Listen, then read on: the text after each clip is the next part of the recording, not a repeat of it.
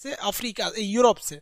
Morocco के बाद Algeria था। अल्जीरिया में पेट्रोलियम वगैरह की मात्रा बहुत ज़्यादा पाई जाती है, अल्जीरिया में पेट्रोल वगैरह ज़्यादा पाए जाते हैं।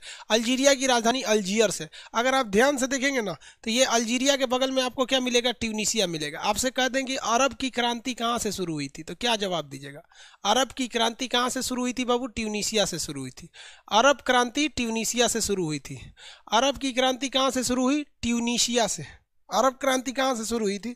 ट्यूनीशिया से अरब की क्रांति शुरू हुई थी। यहाँ पर इन लोगों ने अपने सैनिक शासकों के खिलाफ बगावत कर दिया।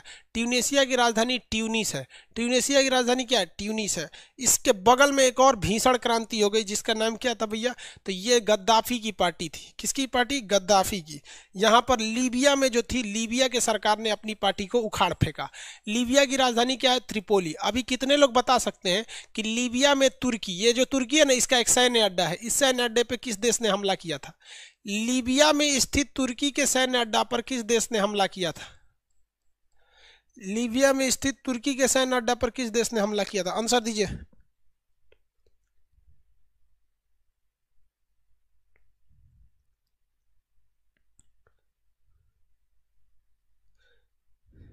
एक कह रहे हैं कि सर आपने बताया नहीं कि अमेरिका के किस षड्यंत्र के कारण यूएसएसआर टूटा।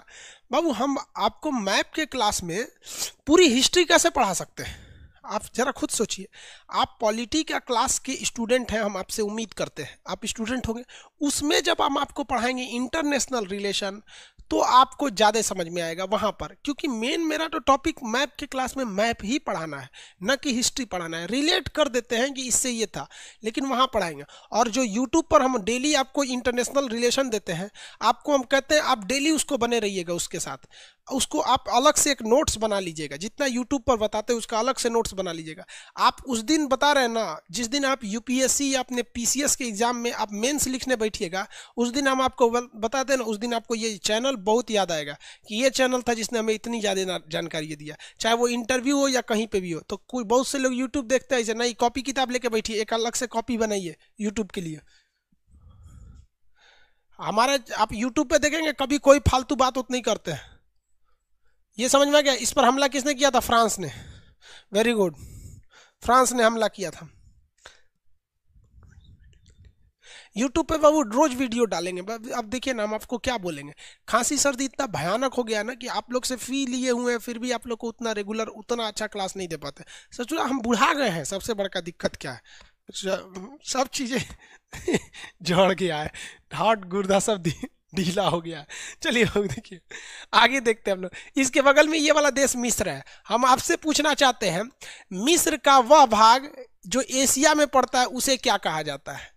मिस्र का वह भाग जो एशिया में पड़ता है उसे क्या कहा जाता है? आंसर दीजिए फटाफट। मिस्र का वह भाग जो एशिया में पड़ता है उसे क्या कहते हैं? Sinai. Very good, Sinai. Sinai पर किस देश ने हमला करके जीत लिया था? सिनाई को किस देश ने हमला करके जीत लिया था? सिनाई को किस देश ने हमला करके जीत लिया था? सिनाई को जीतने वाला देश इजराइल। वेरी गुड, इजराइल था। और इजराइल एक ही शर्त पर सिनाई वापस किया करके दिया था। इजराइल ने एक ही शर्त पर वापस दिया था, और ये कह के वापस दिया कि तुम मान्यता दो कि हम इजराइल एक देश हैं और तुम मेरे लिए खड़े रहोगे। तो इजराइल को मान्यता देने वाला पहला देश बन गया था मिस्र। इजराइल को मान्यता देने वाला पहला देश कौन बन गया? मिस्र। मिस्र में सबसे प्रमुख नदी का नाम नील नदी, और इस नील नदी पर बता सकते हैं कौन सा बांध है? नील नदी पर स्थित बांध का नाम बताइए।